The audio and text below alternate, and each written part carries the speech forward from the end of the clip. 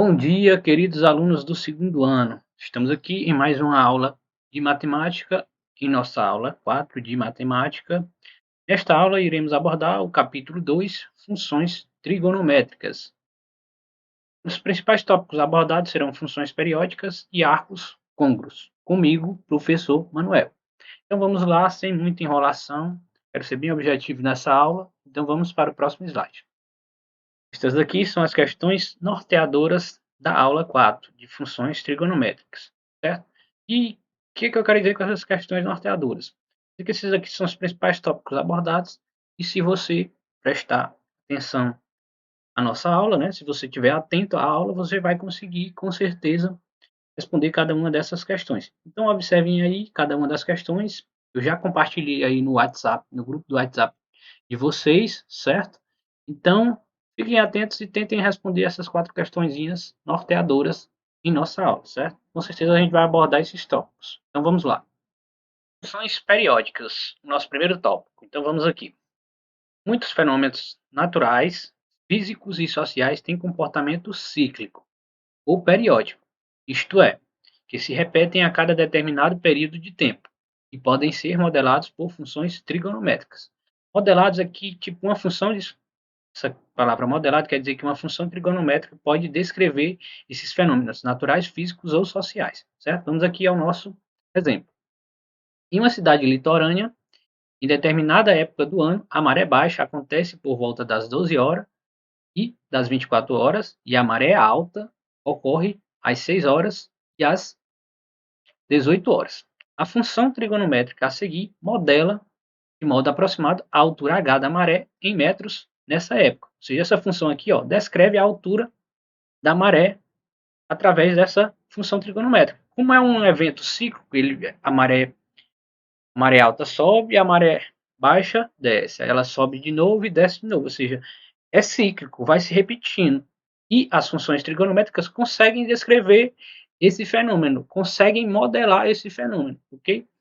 Aí aqui, nessa função aqui, em que t é tempo, né? Em que o tempo é t, é medido em hora a partir da meia-noite, certo? Então, é porque quer dizer que nesse último trecho é que o tempo é medido em horas, certo? E que ele se inicia aqui, que o nosso ponto inicial é a meia-noite, né? Às 0 horas do dia, certo? E como é um evento cíclico, né? As horas do nosso dia é cíclico, né? Vai, fecha o dia, repete de novo. Esse evento também é cíclico. Então tá aqui, essa aqui é a lei de formação dessa nossa função trigonométrica, que é periódica e é cíclica, certo? E este aqui é o gráfico dessa função trigonométrica aqui. Ou seja, essa equação aqui descreve esse gráfico aqui no nosso plano cartesiano. E aqui a gente tem o quê? Uma função em que a altura está em função do tempo. A partir do tempo que eu vou ter a altura de quê? A altura da maré, certo? Então, como ele falou aqui, a gente vai ver esses detalhes no próximo slide, ok?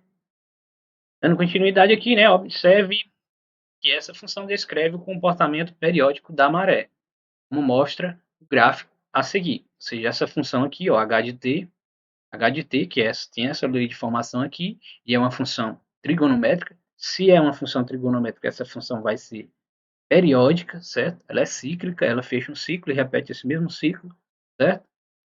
E está aqui a lei de formação, e está aqui o nosso gráfico dessa função aqui, ok? Aí, quais são os detalhes que nós temos aqui, que nós podemos observar nessa função? Note que o gráfico se repete, ou seja, se é cíclico, vai se repetir. E se repete a cada 12 horas, assim como a altura da maré. Então, conclui-se que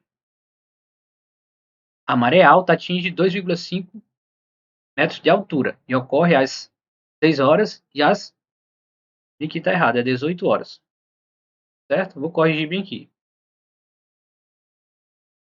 Corre às 6 horas e às 18 horas, beleza? Aí aqui, como ele disse que se repete que esse gráfico se repete de 12 em 12 horas. Se eu estou aqui às 6 horas, né, 6 horas, a maré atinge seu máximo, né, sua altura máxima. A sua altura máxima é qual? 2,5 metros. Aí se eu somo 6 mais 12, 6 mais 12, 18. Então às 18 horas aqui, ela se repete, né? Ela volta lá para sua maré alta de 2,5 metros de altura, certo? Então ela está se repetindo essa maré alta de 12 em 12 horas, certo? Aí aqui a maré baixa atinge 1,5 metros, ou 1,5 metro, né? Atinge 1,5 metro de altura e ocorre às 0 horas, 12 horas e 24 horas. Ou seja, aqui, quando a gente parte aqui às 0 horas do dia, a maré está na maré baixa e está numa altura de 1,5 metro, certo? Aí quando é que ela vai voltar à sua maré baixa? Daqui 12 horas. Então, às 12 horas, ela volta à maré baixa de 1,5 metro e às 24 horas também. Ou seja, ela vai se repetindo, né? Maré alta e maré baixa vão se repetindo a cada 12 horas. Então, o período dessa função, como a gente vai ver logo mais, é de 12 horas, certo? Então, aqui o que a gente pode também destacar aqui é que pela lei da função, algebricamente, por exemplo, às 6 e às 6, perdão, às 0 horas e às 6 horas temos, ou seja, aqui, ó, nessa lei de formação aqui, a gente quer H de zero. H de zero é o quê? Quando as horas for 0 horas, né? Quando a gente estiver iniciando o dia. Ou seja, aqui nessa lei de formação a gente vai substituir o t por zero, que é o que a gente fez aqui, ó. A gente substituiu o t por zero, aí resolve essa expressão para encontrar o y dessa função, para encontrar o resultado dessa função quando t for igual a 0 às 0 horas, quando as horas do dia estiver iniciando. Então fica aqui, ó, 0 vezes π sobre 6 vai ficar 0, então vai sobrar só o π. Aí o cosseno de π, primeiro a gente resolve isso aqui, né? O resto a gente só repete. Cosseno de π é menos 1, como a gente vai ver bem aqui na tabela. Ó. Π está aqui, né? Π é igual a 180 graus e o cosseno dele está aqui, né? Nessa segunda linha aqui. O cosseno dele é menos 1. Então a gente já substituiu aqui que é menos 1, né? O cosseno de π é menos 1. Aí a gente continua resolvendo, né? Agora a gente pode multiplicar 0,5 vezes menos 1 vai dar menos 0,5, né? Aí 2 menos 0,5 vai sobrar o que só? 1,5 metros, que é a nossa altura às 0 horas. A mesma coisa aqui às 6 horas, né? Então a gente substitui o t aqui por 6, né? Substitui o t aqui por 6 e o t aqui também por 6.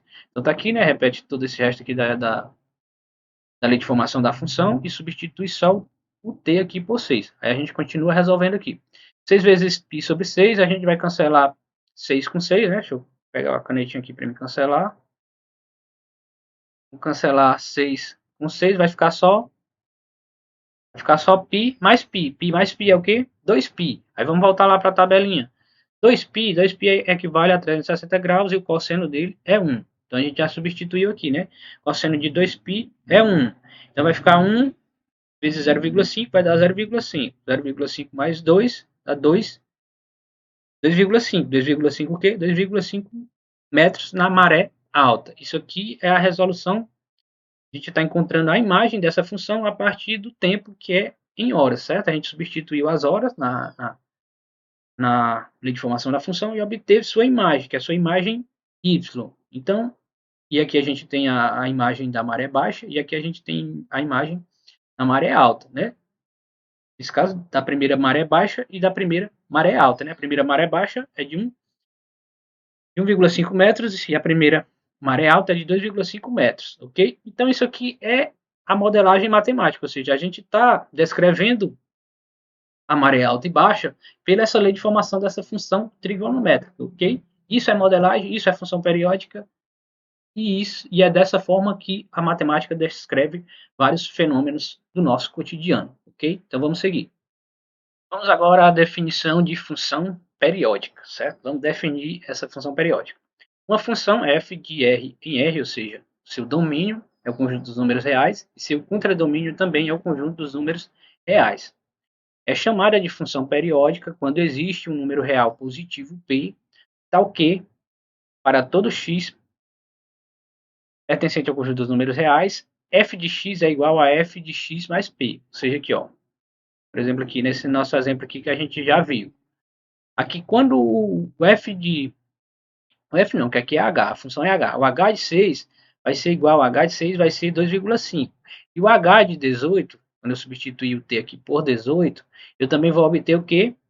Vou obter 2,5. Ou seja, as imagens para t igual a 6 e a imagem de t igual a 18 são iguais. É isso que eu estou colocando aqui. Ó. Quando eu coloco f de x igual a f de x mais p, quer dizer que, por exemplo, aqui eu peguei estava aqui no. Vamos supor que o x lá seja o 6. E aí 6 mais 12 vai dar 18. seja, x mais p, o p aqui, o nosso p é 12. Então, o x é 6 e o p é 12. Então, 6 mais 12 vai dar 18. Ou seja, a imagem desses dois x aqui vão ser iguais. Por isso, elas são periódicas. Ou seja, essa função se repete a cada 12 horas, como a gente viu, né? E o período dela vai ser o quê? O período p vai ser igual a 12. Aí, como é que a gente calcula? Ó, o menor valor positivo de p que satisfaz a igualdade acima é chamado de período de f, período da função f. Aqui a gente tem outra função aqui que a gente vai calcular o período dela. Ou seja, eu gosto de calcular o período olhando para os máximos. Ou seja, o primeiro máximo dela foi aqui para x igual a 0,5, certo? O segundo máximo dela foi aqui para x igual a 2,5, certo? Eu gosto de observar os máximos, mas a gente também pode observar os mínimos, certo? Vale a mesma coisa como a gente vai ver aqui já já. Então, como é que a gente vai calcular esse período, certo? Primeiro a gente tem que observar os máximos, né? A gente já observou que para x igual a 0,5, eu tenho o primeiro máximo, que vai ser igual a 4, né? Nosso y aqui nosso y máximo é o 4. E para x igual a 2,5 aqui, minha imagem também vai ser máxima, vai ser igual a 4, certo? Aí como é que a gente vai calcular esse período P aqui, ó? Da abscissa x do máximo seguinte, subtrai-se a abscissa x do máximo anterior. A abscissa é o x, né? Por isso que eu destaco aqui x. Abscissa x, porque quando a gente fala de abscissa, a gente está falando do x, certo? Por isso que eu estou destacando aqui, ó. Então aqui, ó, período P, né? Período P aqui é igual a o x do máximo seguinte menos o x do máximo anterior, certo? Aqui, ó, x ms é o x do máximo seguinte. XMA é o x do máximo anterior. Por exemplo, aqui, nosso máximo seguinte aqui é x igual a 2,5, né? E 2,5 é o nosso máximo seguinte aqui, e vai ter máximo como y igual a 4. Nosso máximo anterior, nesse caso aqui, vai ser o 0,5. Nosso 0,5 aqui é o x do máximo, porque para x igual a 0,5 eu vou ter também o máximo, que é y igual a 4, certo? Então a gente vai substituir aqui nessa expressão o x do máximo seguinte e o x do máximo anterior. Quem é o x do máximo seguinte? 2,5. Quem é o x do máximo anterior? 0,5. Então vamos substituir aqui, certo? Então ficou 2,5 menos 0,5, que são os x dos máximos seguinte e anterior. Então a gente subtrai, né? 2,5 menos 0,5 vai sobrar só o quê? 2. Então, a cada duas unidades aqui, que a gente não sabe qual é a unidade, né? A unidade pode ser horas, centímetros, enfim, depende do que está comandando essa função, né? Porque o x geralmente é o domínio, certo? Então depende da grandeza que a gente tá usando para essas abscissas x aqui, certo? Então eu vou chamar só de duas unidades, beleza? Então nosso período se repete a cada duas unidades nessa função aqui. Por que ela se repete a cada duas unidades? A gente calculou o período aqui, né? Que para x igual a 2,5 a gente vai ter o máximo seguinte, que a gente chamou de máximo seguinte. O nosso máximo aqui vai ser igual a 4. Eu vou colocar bem aqui, ó. O nosso máximo é para y igual a 4, né? Então ele vai se repetir aqui, ó. Para 0,5 eu vou ter máximo y igual a 4. Para 2,5 eu vou ter máximo y igual a 4. Para 4,5 eu vou ter também máximo, que é y igual a 4. Agora o mínimo vai ser y igual a 2, ó, porque aqui em 1,5 meu y vai ser o quê? O y do mínimo. E quem é o y do mínimo? 2. E aqui em 3,5 eu vou ter o y do mínimo também. O y do mínimo vai ser o quê? 2. E assim por diante, certo? Esse máximo e esse mínimo vão se repetir. E quando a gente fala de máximo, a gente está falando da imagem. A máxima imagem ou a mínima imagem daquela função. Imagem é sempre o quê? Imagem sempre é o y da função, certo? Geralmente é y. Pode mudar, mas raramente muda. Vamos aqui ao cálculo de mais um período nesse exemplo aqui do livro, certo?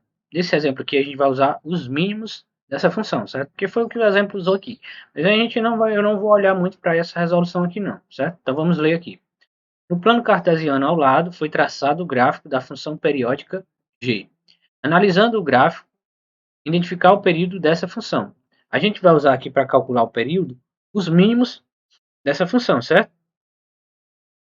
Já sabe que xms vai ser o nosso máximo e o nosso mínimo seguinte, certo? Então, nesse caso aqui é o mínimo seguinte. Esse xms é o x do máximo seguinte. Quem é o x do máximo seguinte? 2, certo? O x do máximo do mínimo, perdão, aqui é mínimo. Se eu falei máximo, é mínimo, certo? x do mínimo anterior é zero, certo? Porque aqui no zero eu vou ter esse primeiro mínimo aqui, e aqui no x igual a 2 eu vou ter esse segundo mínimo. Nossa imagem mínima aqui é o quê? Y igual a zero, certo? O mínimo dessa função aqui é zero, certo? Então vamos lá. Então vamos substituir o x do mínimo seguinte aqui e o x do mínimo anterior. Como a gente viu, né? O x do mínimo seguinte é 2 aqui. O x do mínimo anterior, nesse caso aqui, a gente colocou que é zero. Então, nosso período P vai ser igual a 2 menos zero. 2 menos zero vai ser o quê?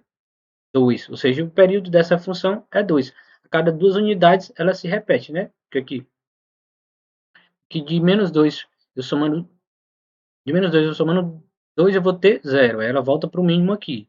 De zero eu somando 2, eu vou ter 2. Aí ela volta para o mínimo aqui. Ou seja, ela se repete a cada duas unidades, certo?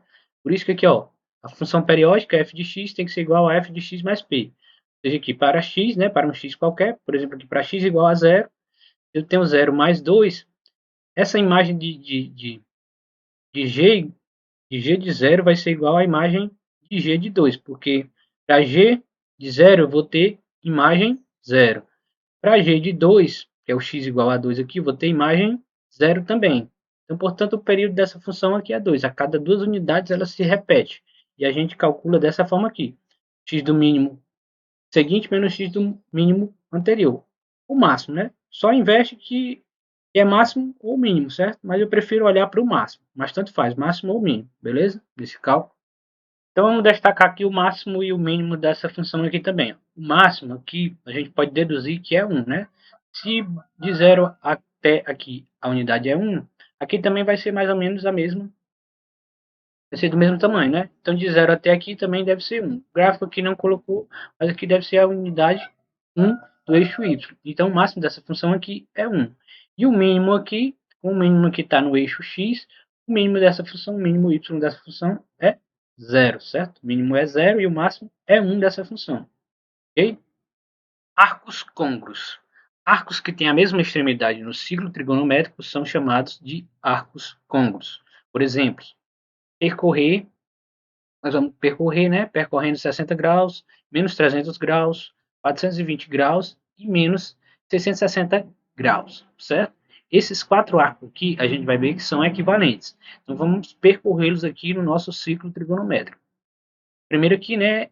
Primeiro que o ciclo trigonométrico, nesse sentido aqui, é o sentido que positivo do ciclo trigonométrico, certo? No sentido aqui anti-horário, é o sentido positivo do ciclo trigonométrico. Então, 60 graus a gente tem que andar nessa direção aqui, e os 60 graus aqui vai estar mais ou menos nessa posição. Agora aqui o menos 300 graus. A gente vai partir aqui do ponto A também, só que a gente vai girar no sentido horário, que é nesse sentido aqui. Esse aqui é o sentido horário, é o sentido negativo do ciclo trigonométrico. Então a gente está partindo do 360 graus e voltando no sentido negativo do ciclo trigonométrico, no sentido horário, menos 300 graus. Então a gente pode supor o seguinte: a gente está partindo de 360 graus, 360 menos 300 graus vai ser igual ao quê? A 60 graus, ou seja, menos 300 graus tem a mesma posição no ciclo trigonométrico do ângulo de 60 graus. Então, a gente já percebeu que 60 graus é equivalente a menos 300 graus no ciclo trigonométrico, certo? Esses dois aqui a gente já viu que são ângulos, arcos côngruos, certo? Esses dois ângulos aqui são ângulos de arcos côngruos. Agora aqui no 420 graus. Esse 420 graus aqui é o que? Positivo, certo?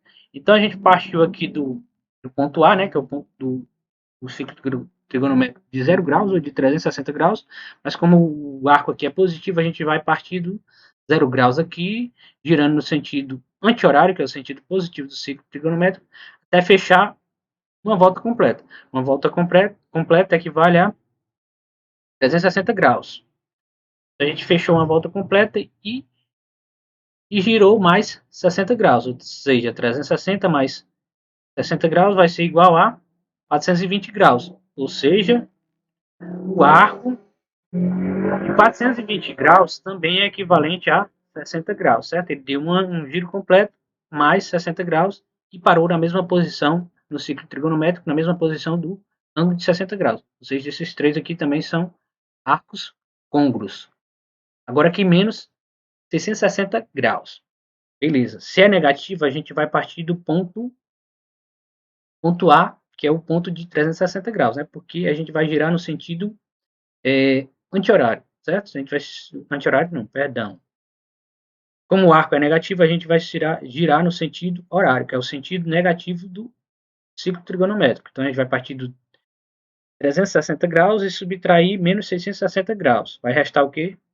300 graus. Ou seja, ele vai fazer um giro no sentido horário negativo e vai fechar um giro no sentido horário negativo. Vai fechar menos 360 graus. Aí ele vai continuar girando, né? Porque sobrou menos 300 graus ainda. Então, de novo, do 360 graus ele vai girar de novo no sentido negativo, no sentido horário, que é o negativo, mais não, né? Menos 300 graus. Então, 360 menos 300 graus vai restar só o quê?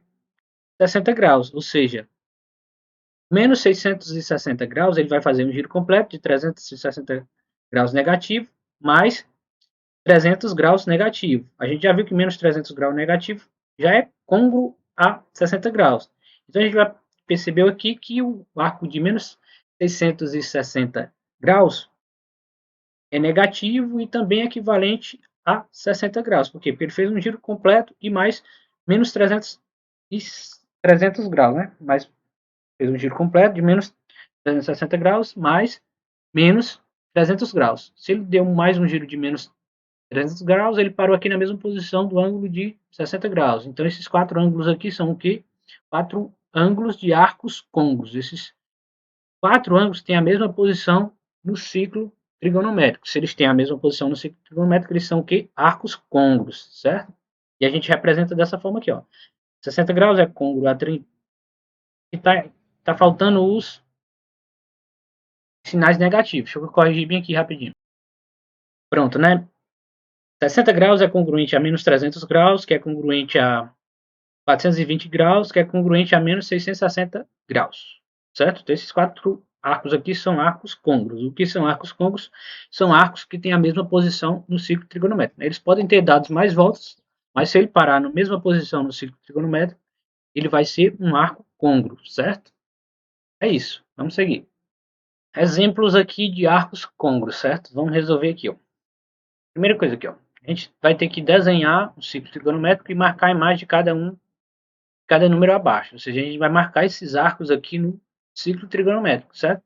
Então é bom esse arco aqui da letra A e da letra B possivelmente estão no primeiro quadrante ou quarto quadrante. Esse aqui, como é negativo, ele deve estar no quarto quadrante. Esse aqui, como é positivo, ele deve estar no primeiro quadrante. Então, esses aqui são os primeiros arcos que a gente tem que localizar.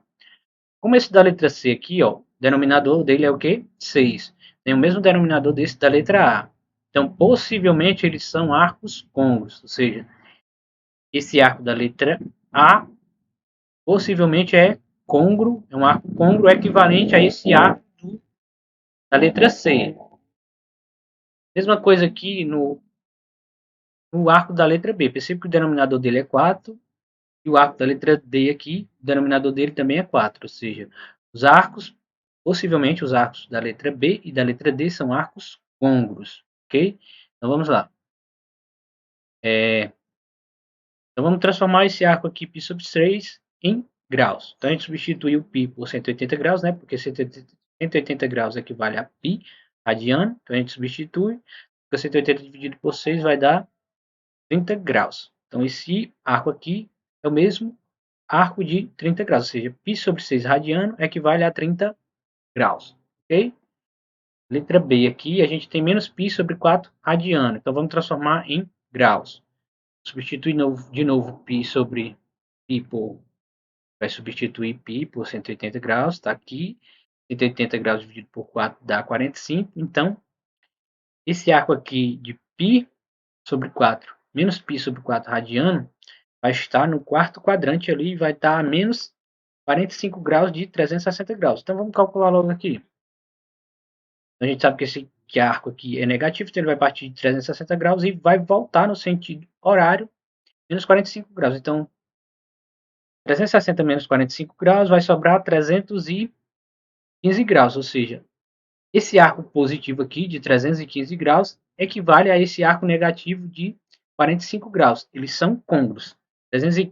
15 graus positivo é congruo ao arco negativo de menos 45 graus, que é congruo ao arco de menos π sobre 4 radiano, certo? Essa é a conjectura que a gente tem que fazer, essa é a relação que a gente tem que fazer. De novo, 315 graus é congruo a menos 45 graus, que é congruo a menos π sobre 4 radiano, ok? Então vamos seguir aqui. Agora, como eu falei, esse arco da letra C possivelmente é congruo ao arco da letra B. Então vamos ver aqui. Como é que a gente faz aqui? Ó? Como o numerador aqui, como o coeficiente do numerador é 23 e o denominador é 6, se o numerador aqui, que o coeficiente do numerador é maior que o dobro do numerador aqui, o dobro de 6 é 12, né? E 23 é maior que 12. Então, esse arco aqui fez mais de uma volta. Então, a gente tem que retirar desse arco aqui as voltas completas que ele deu, certo? Então, a gente, como ele está negativo aqui, né? A gente tem menos 23π sobre 6. Então, a gente vai tirar as voltas completas.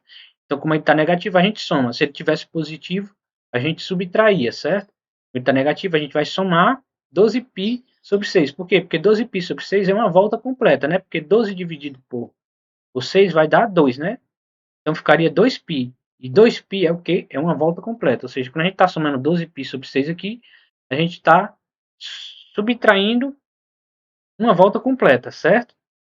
E a gente está somando porque esse primeiro arco aqui está negativo, certo? Aí se aqui fosse 5, se o numerador fosse 5, ficaria 10π sobre 5. Se o numerador fosse 8, ficaria 16π sobre 8 aqui. Entendeu? Porque assim a gente está subtraindo sempre uma volta completa. Então vamos fazer aqui. Vamos somar, né? A gente poderia também, se ele tivesse feito mais de duas voltas completas. Duas voltas completas seria 24π sobre 6, porque 24π sobre 6 seria 24 dividido por 6 dá 4. Então ficaria 4π. 4π já é duas voltas completas. Mas 24π já é maior que 23π. Então a gente não pode subtrair, no caso aqui, somar 24π. Porque 24 já é maior que 23π. Então a gente vai somar aqui só 12π sobre 6. Ou seja, a gente está subtraindo aqui uma volta positiva completa. Para a gente ver o que resta de arco negativo aqui ainda, certo? Então vamos calcular aqui. Então 23 menos os sinais são, a gente tem menos com mais, subtrai, né? Sinais diferentes, subtrai e dá sinal do maior. O maior é 23π sobre 6, então fica negativo aqui. 23π menos 12π vai sobrar o quê? Só 11π sobre 6, certo? Então, a gente vai fazer um giro completo, né? Esse arco aqui vai fazer um giro completo, ainda vai sobrar mais esse arco aqui negativo para ele continuar girando. Então, ele vai continuar girando menos 11π sobre 6. Então, vamos calcular qual é esse giro que ele deve continuar fazendo. Então, a gente vai substituir o π aqui por 180 e calcular qual é esse ângulo negativo aqui que ele tem que continuar girando aqui no sentido horário, que é o sentido negativo. Então, a gente substituiu aqui, 11 vezes 180 dividido por 6 vai dar menos 330 graus, certo? Então, esse arco aqui de menos 11π sobre 6 é equivalente a menos 330 graus, que é a próxima volta, o próximo giro que o arco tem que fazer, certo? Ele vai fazer um giro de 360 graus e vai continuar girando menos 330 graus. Então, vai ficar o quê? 360 menos 330 graus. 360 menos 330 graus vai restar o quê? Só 30 graus. Ou seja, esse arco que vai fazer um giro completo e vai fazer mais um giro de menos 330 graus. Ele fazendo mais esse giro negativo de menos 30 graus, ele vai parar na mesma posição do ângulo de 30 graus. E o ângulo de 30 graus é equivalente a esse arco aqui do primeiro da letra A, que é π sobre 6, né? Porque π sobre 6 a gente sabe que é 30 graus. Ou seja, esse arco aqui da letra A é congruente a esse arco aqui da letra C, certo? Então a gente já deduziu isso. A gente vai mostrar já no ciclo trigonométrico no final. Vamos aqui à nossa próxima letra, né? Como eu falei, esse arco aqui a gente vai ver que também vai ser congruente ao arco da letra B, certo? Então vamos lá, ele é positivo aqui, ele é 31π sobre 4.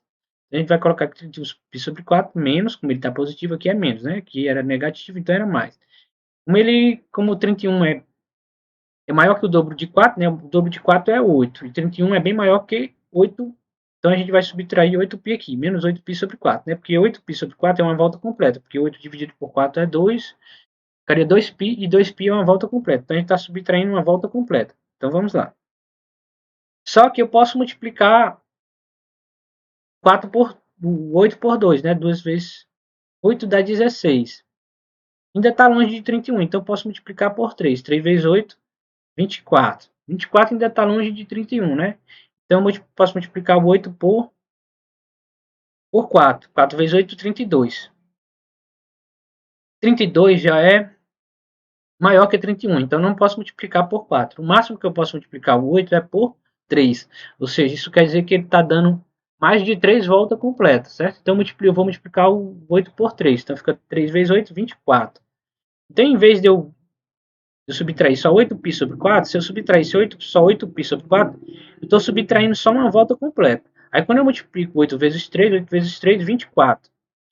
Como eu multipliquei por 3, quer dizer que eu estou subtraindo 3 voltas completas de 31π sobre 4.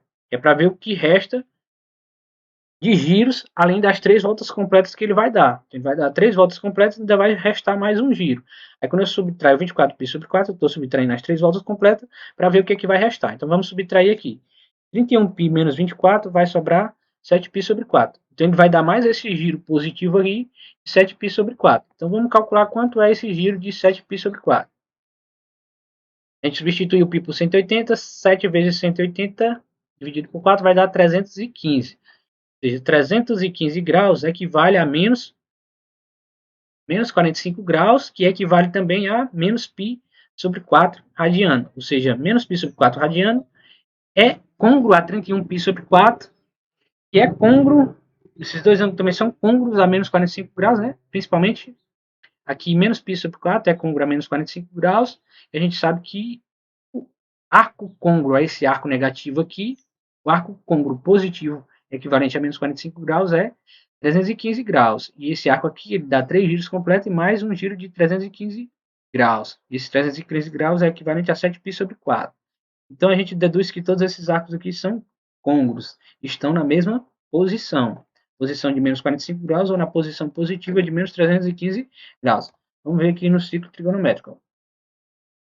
Π sobre 6 equivale a 30 graus, então ele vai estar mais ou menos aqui. E o π sobre 6 é côngruo a menos 23π sobre 6, certo? Aí o menos 45 graus, ele está aqui, né? Ele parte aqui do 360 graus e volta 45 graus, ele vai estar na posição positiva de 315 graus, e vai estar mais ou menos aqui. Então, menos π sobre 4 é equivalente a 31 π sobre 4 positivo, né? E são côngruos. Esses dois arcos aqui são côngruos, esses dois arcos aqui são côngruos. Então é isso que a gente tem que entender. É um pouco complexo, porque a gente tem que fazer várias conexões, certo? A gente tem que entender, a gente tem que localizar esses arcos em radiano, associar eles às medidas em graus, porque as medidas em graus fica mais fácil da gente localizar no ciclo trigonométrico e assim ver se eles são côngruos ou não. Então revejam aí esse passo a passo aí do cálculo desses ângulos, da posição desses ângulos no ciclo trigonométrico e tentem fazer as questões da atividade de vocês, ok? Então é isso.